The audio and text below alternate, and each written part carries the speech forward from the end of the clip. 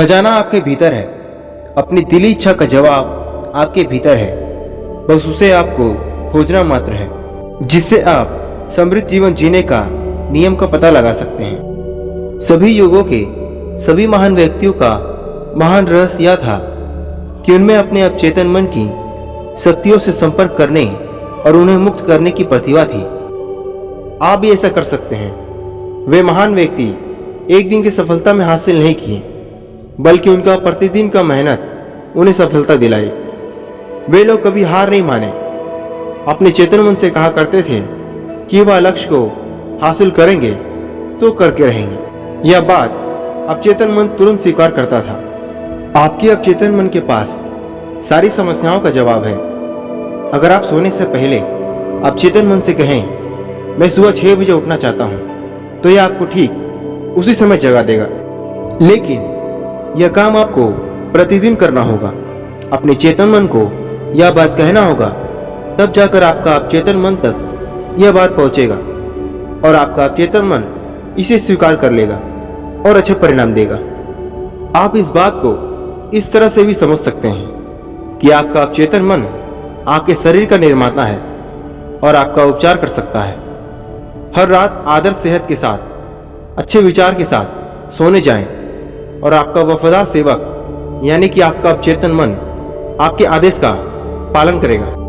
यदि आपका शरीर बीमार है तो आप उसे मन से सोचते हैं कि मैं बीमार हूं। यदि आप ऐसा बार बार सोचते हैं तो आप पहले के मुकाबले और ज्यादा बीमार हो जाते हैं। शारीरिक बीमारी तो होती ही है और जो नहीं होती है वह है मानसिक बीमारी। तो आप अपने चेतन मन से ये बोलिए मैं ठीक हूं और मैं ठीक हो रहा हूं। आपका अवचेतन मन आपको ठीक कर देगा। यही अवचेतन मन की शक्ति। याद रखिए, हर विचार एक कारण होता है और हर परिस्थिति एक परिणाम देता है। अगर आप किसी कार्य को करने का सोचते हैं और उसमें बार बार असफल होते हैं, फिर आप हताश होकर वह काम आप छोड़ देते हैं, लेकिन आप मन ही मन उस कार्य के बारे में सोचते रहते हैं, तो आपका मन उसे अवचेतन मन तक पहुंचा देता है और फिर आश्चर्यजनक रूप से आपको एक दिन सफलता मिल जाती है। हालांकि यह सारी बातें आपको पता नहीं होती, लेकिन सूक्ष्म रूप से मन ही मन अवचेतन मन का यह खेल होता रहता है। अगर आप पुस्तक लिखना चाहते हैं, बड़े नाटक लिखना चाहते हैं, अपने श्रोताओं के सामने बेहतर भाषण देना चाहते हैं, तो यह विचार भावना और प्रेम के साथ अपने अवचेतन मन तक पहुंचा दीजिए। वह इस पर इसी अनुरूप प्रतिक्रिया करेगा और अच्छे परिणाम देगा। हम इस बात को इस तरीके से भी समझ सकते हैं, यदि आप जहाज के कप्तान की तरह हैं, तो आपको अपने कर्मचारियों को सही निर्देश देने होंगे, वरना जहाज दुर्घटनाग्रस्त हो जाएगा। इसी तरह से आपको अपने अवचेतन मन को सही आदेश देने होंगे, जो आपके सभी अनुभवों को नियंत्रित करता है। अगर आप अपने अवचेतन मन को गलत आदेश देते हैं, गलत तरह से इसका इस्तेमाल करते हैं, जैसे चोरी, धोखेबाजी, झूठ बोलना, किसी से छल करना, आलस्य करना, तो आपका अवचेतन मन ठीक उसी तरह प्रतिक्रिया करेगा। तो सोच समझ के सही नियम का चुनाव करें, फल भी आपको वैसा ही मिलेगा। याद रहे, इस तरह के वाक्यों का प्रयोग कभी ना करें।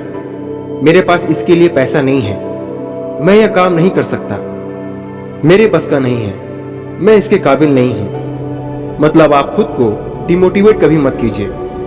आप जो सोचते हैं, आपका अवचेतन मन उसी बात को सच मान लेता है।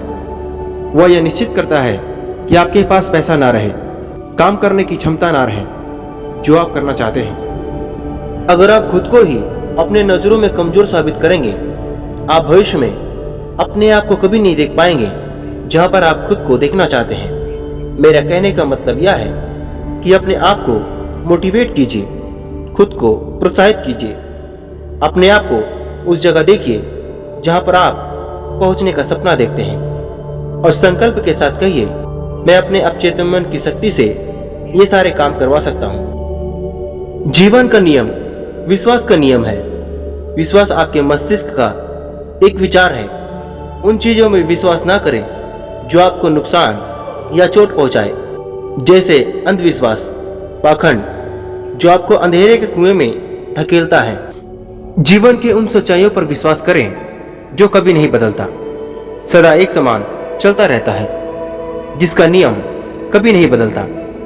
अपने अवचेतन मन की शक्तियों में विश्वास करें, या विश्वास रखें कि यह आपका उपचार करेगी, प्रेरित करेगी, शक्तिशाली और समृद्ध बनाएगी। आपके विश्वास के अनुरूप ही आपको इसका फल मिलेगा। अगर आप अपने विचारों को बदल लें तो आपकी तकदीर खुद ब खुद बदल जाएगी। आप कभी भी नकारात्मक सोच ना रखें, खुद के प्रति और दूसरों के प्रति। अगर आप दूसरों के प्रति नकारात्मक विचार रखते हैं, उस विचार का प्रतिक्रिया आपका अवचेतन मन आपको भी नुकसान पहुंचाता है।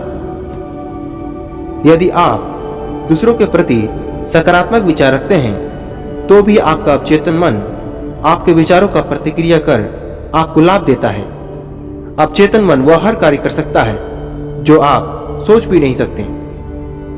तो अब आप समझ गए होंगे कि अवचेतन मन का इस्तेमाल कैसे करना है।